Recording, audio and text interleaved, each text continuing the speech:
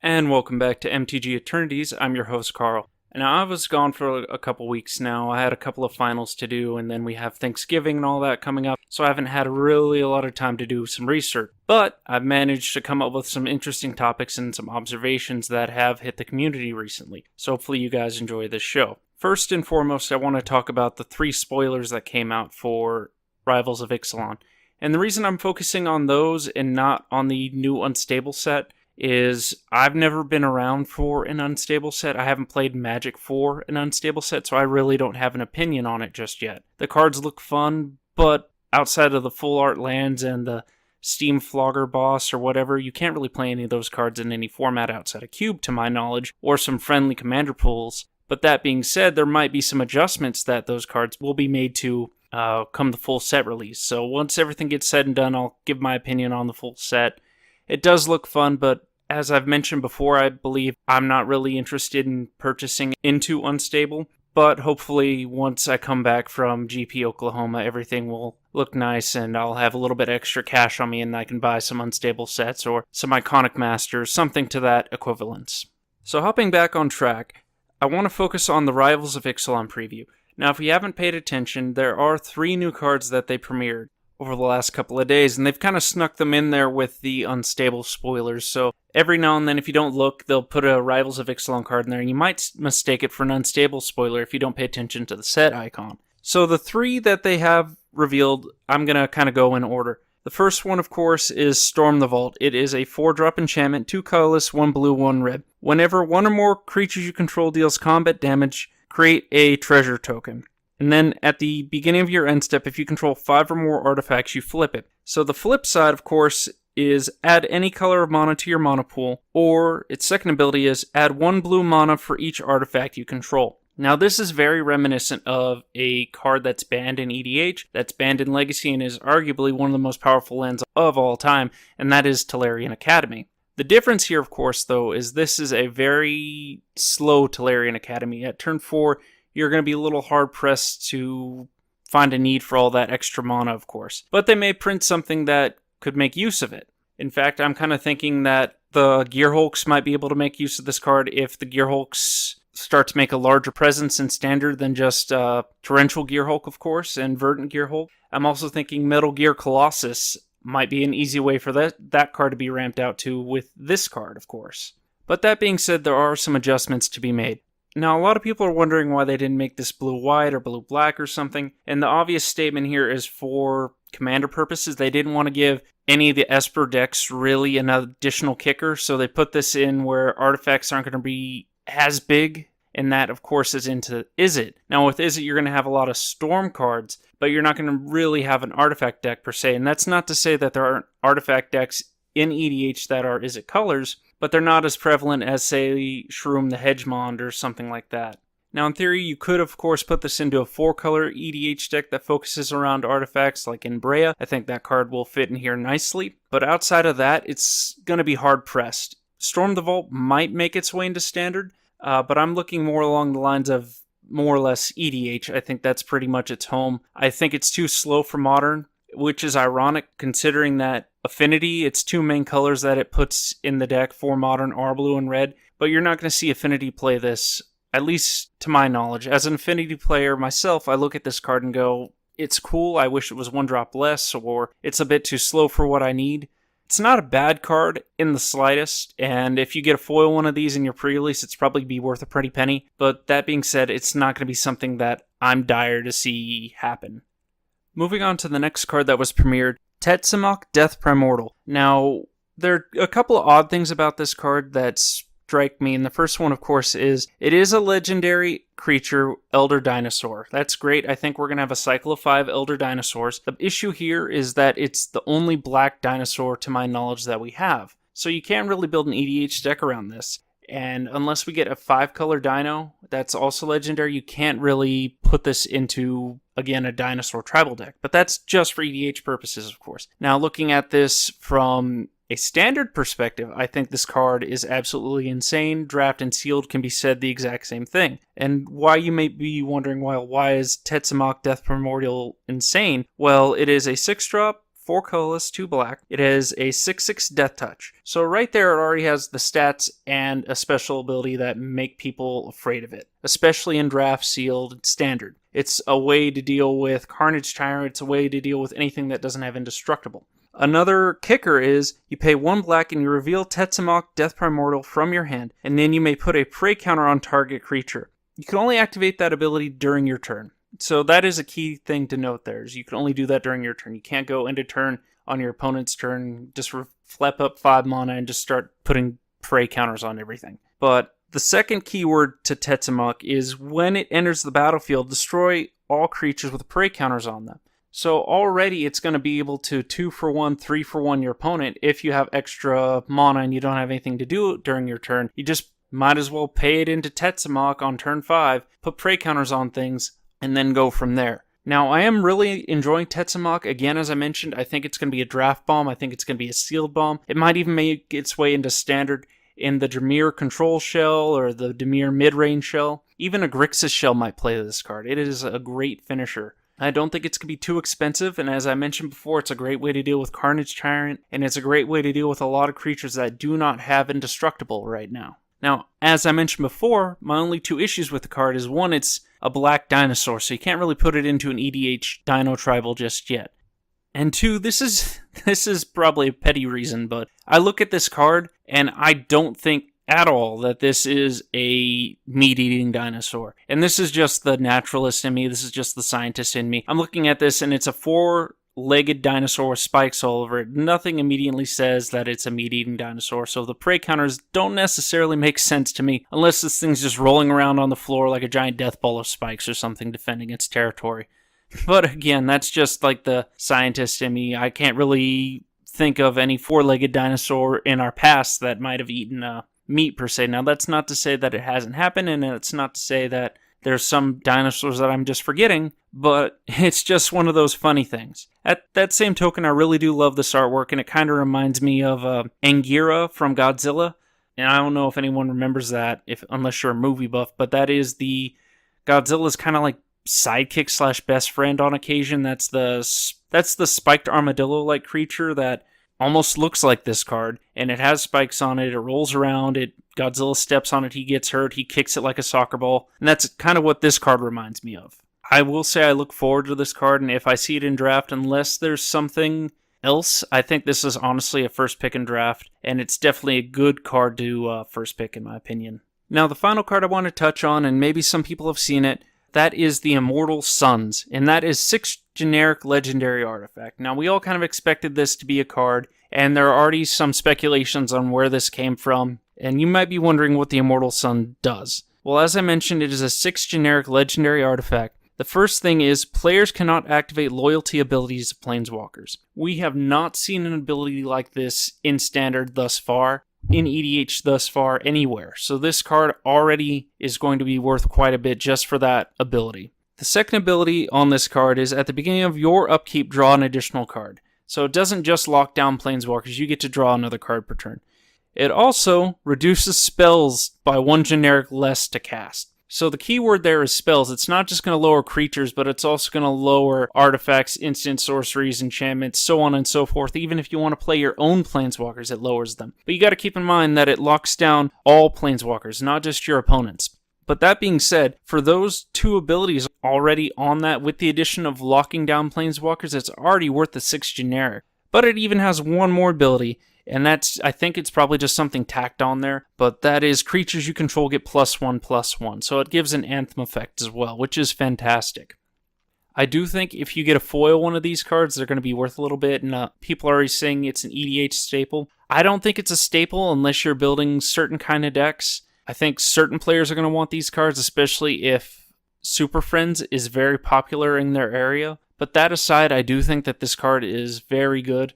Now, aside from that, I don't think it's going to have any impact in Modern. I don't think it's going to have impact in Standard. We aren't seeing Super Friends decks there. I don't even think we're going to see impact in Legacy or Vintage from this card. So I do think it's going to be almost EDH exclusive. Now, that's not to say that there won't be a surprise down the line, but that's where I expect to see this card being played, is just EDH.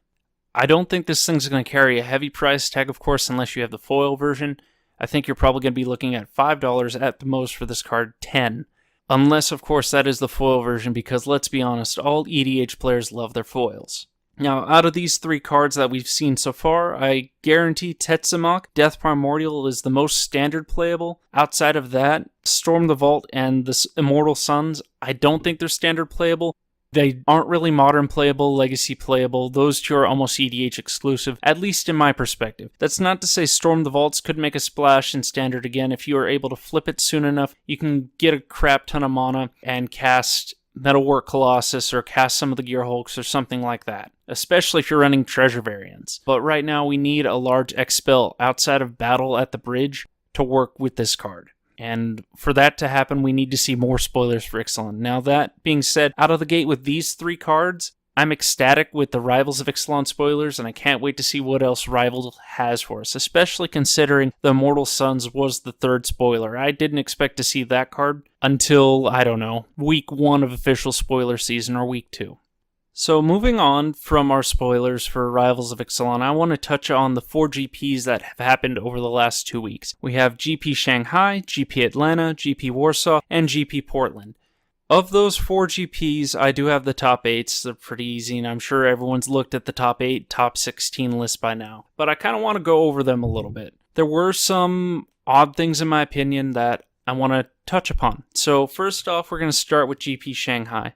The top 8 in order from 1st to 8th, we have Timur Energy, Ramanop Red, Grixis Thopters, Ramanop Red, 4-color Energy, 2 more Ramanop Reds followed up by a Timur Energy. So there wasn't a big change from that GP compared to the Pro Tour. The decks, like I mentioned last week, are now fully established, and the only thing hindering any development from the top 8 right now is a ban, and I don't think we're going to see a ban, honestly, in this standard format. It's a bit hard-pressed, especially considering what's topping right now, and you'll notice a pattern. So moving on to GP Atlanta, and just keep this pattern in mind, folks, but GP Atlanta, again, 1st to 8th, you have Esper Approach, Desert Red, 4-color Energy, Mardu Vehicles, 4-color Energy, 4-color Energy, Ramanop Red, and Timur Energy. So you see a lot of what you've already seen in GP Shanghai appearing at GP Atlanta.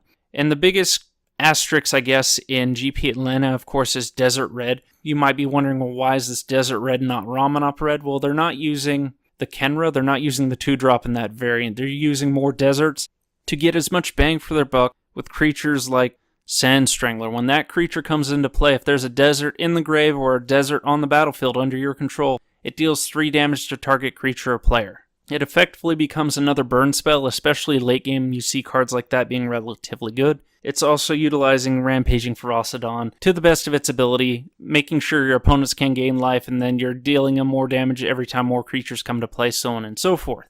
Outside of that variant of red, most of the decks, of course, remain the same at GP Atlanta as it was in GP Shanghai.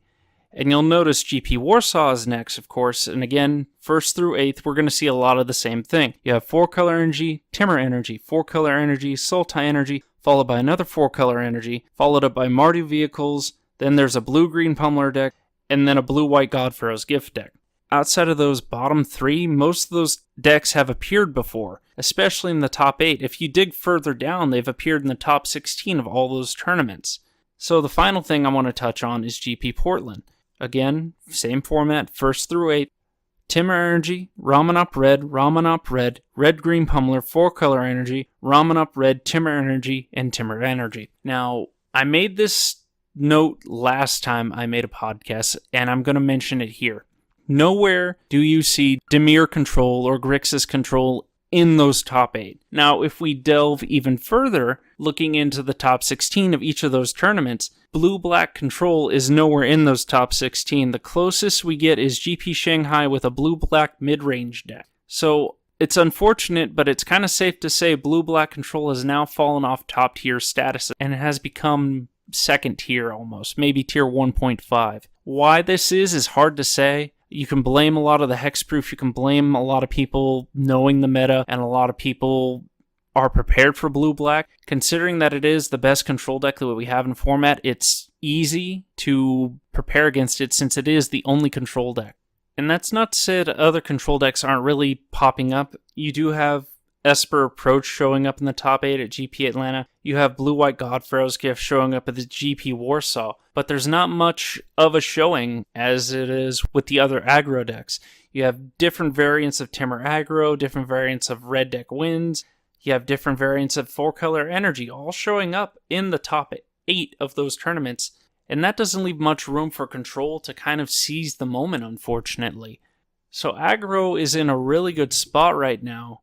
And it's going to be even in a better spot upon rotation. Yes, we'll lose out on a lot of the red aggro and Temur aggro and 4-color energy are all going to go bye-bye. But aggro is really easy to build up. For a good control deck to remain in format, a lot of the pieces either A, need to remain, or B, have to already exist for those decks to kind of have a foothold. And we're going to lose a lot upon rotation. And granted, rotation's still a little bit ways away. But it's just something that I have in the back of my mind, and I'm thinking, oh, rotation's this far, rotation's that far. We got to keep that going, otherwise that train's going to hit us, and then all of a sudden my deck's gone, along with all these other decks. So if you're currently sitting on a lot of stuff right now, it's best to start maybe moving some of that product, because you are going to see some of that product dipping.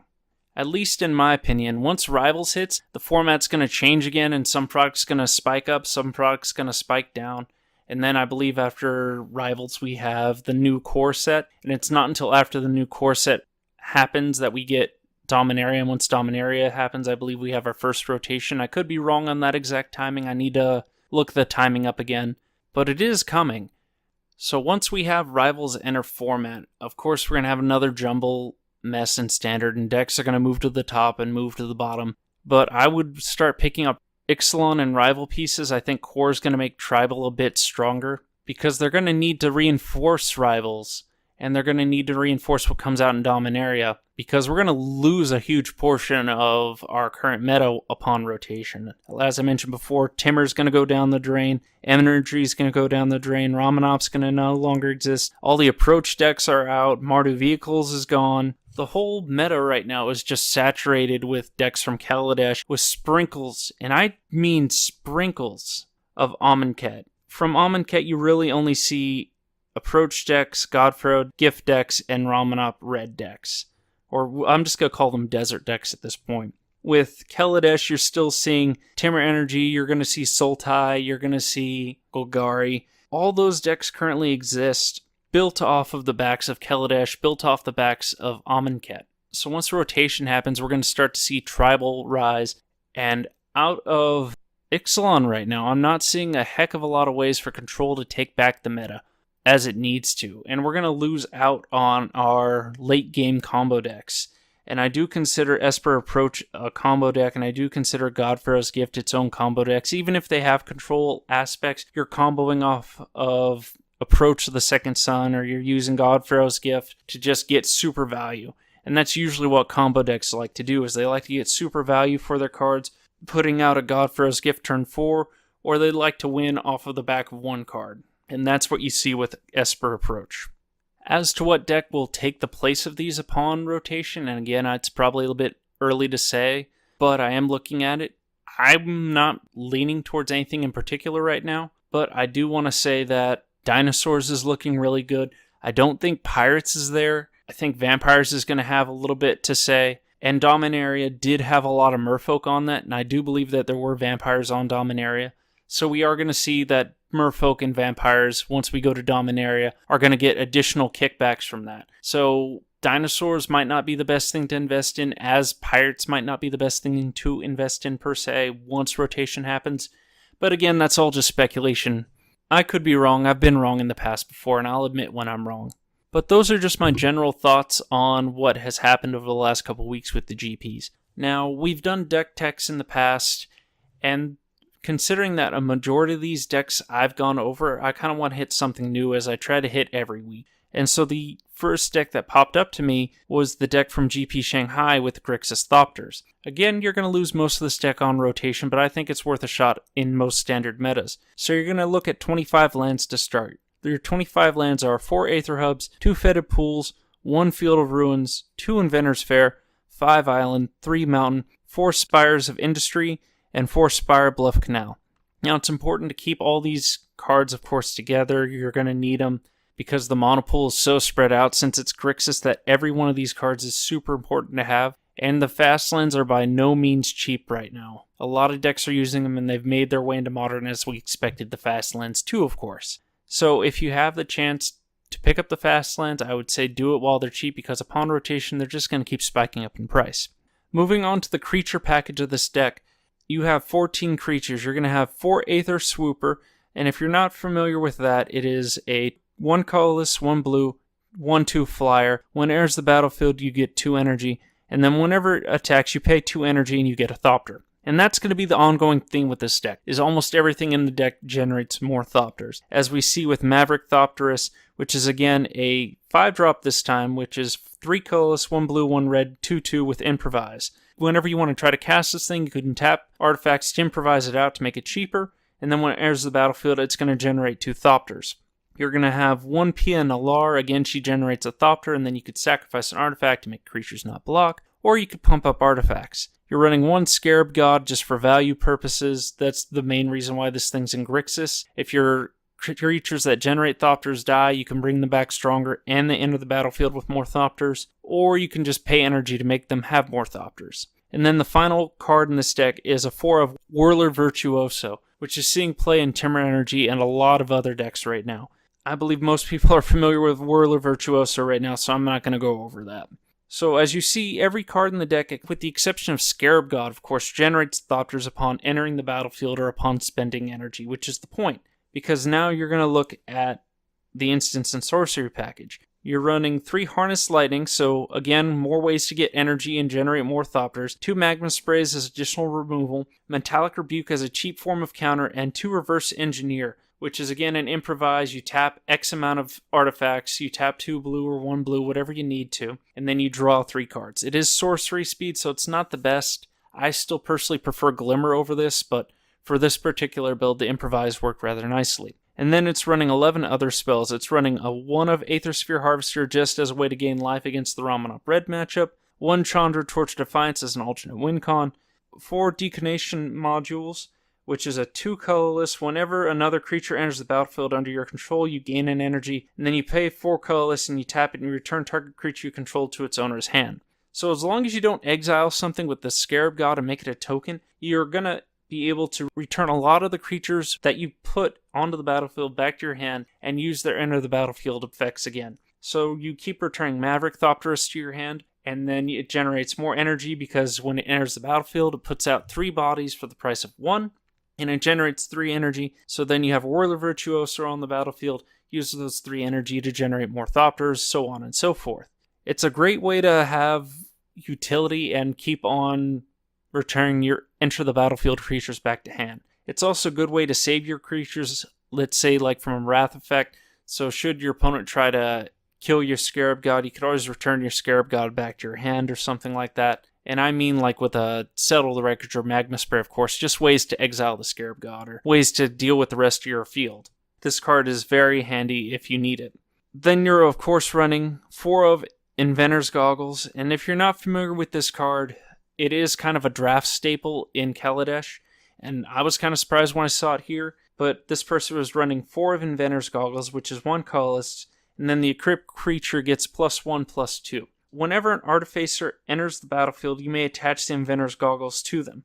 So, looking back on our creature package, everything again, with the exception of the Scarab God, is an Artificer. So you're making your creatures stronger just by placing more Inventor's Goggles out there. Plus, it's going to make your improvised creatures cheaper. It's going to do a lot of things for you in the long run. And then the final card that this deck was running was a 1 of Sky Sovereign Console Flagship. And that's just another end of the battlefield card to abuse cards and to deal with planeswalkers. It also flies over Scarab Gods, it flies over Gearhulks. It's just a very good powerhouse card to have. It might be difficult to see why this card was able to take top 8, and I think it was more or less a matter of this person got there because no one really expected to see this, but that's how a lot of decks become very playable, and that's why I'm personally looking at this deck, is no one's going to be expecting to see this in our current meta. And I think it's able to get there quite easily. Especially when you look at the sideboard this person was using. This person was using 3 Abrade, 1 Battle at the Bridge, 2 Crook of Condemnation, 4 Duress, 1 additional Field of Ruin, 1 additional Metallic Rebuke, 1 Rivers Rebuke, and 2 Scrap Heap Scrounger. Now, the Scrap Heaps, of course, are there just to help power up your ships if you need them, and then just recurable artifact creatures that are pain in the butts to deal with. Field of Ruin is there just to deal with some of the flip lands we have right now. Rivers Rebuke is there to deal with Timber Energy should they need it. The Crooks are there to deal with God Pharaoh's Gift, Torrential Gearhole, any deck that abuses the graveyard. Braids, again, more or less the same thing, deals with Gearhole, deals with Timber Energy, deals with Ramanop Red. Battle of the Bridge is an alternate win condition, especially considering the card has Improvise and you're putting out all these 1/1 Thopters. The only card that's really going to stop you, of course, is a board wipe at this point with the amount of Thopters that you're placing out.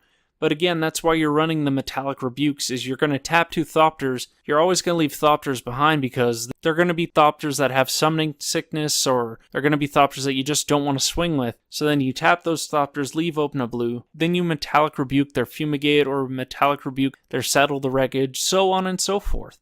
The deck itself is a very fine deck. I don't think I am going to build, of course. It's a bit late in the season, and I've already established myself into the Dimir colors quite nicely. But it is something to look at, especially if you're looking at a deck to build. One that's relatively cheap, minus the Scarab God, I'd be looking at this. It is quite consistent from what I've personally play tested online. I put something together on Tapped Out and just drew a couple of cards, did some hands, and it seemed quite consistent. So all in all, I do like the deck. Unfortunately, like I said, it's a bit late in the season for me to build, and I don't want to have to go off and find all these cards. But if you are looking at building a deck, I would look at building Grixis Thopters. So I'm going to leave this deck tech out there for you guys. If you're interested in deck teching this, let me know. Post in the comments down below. Let's see how you guys do in your local meta, or if you're going to a GP that's standard base, let's see how you guys do with Grixis Thopters. Overall, I think the deck's very solid. It's going to put out a wide net to deal with a lot of things, and it looks rather fun, to be honest. So that's going to be it for this week. If you guys have any additional thoughts, questions, comments, concerns, again, leave them in the comment section down below, or you could tweet at me at MTG-Eternities. You could also subscribe to me on YouTube by the same name, MTG-Eternities. I plan on posting a little bit there again once I go to GP Oklahoma, if you're interested in seeing how that event turns out. So just remember, all lines of thought are open for all Magic seekers. This is your host from MTG Eternities, signing out.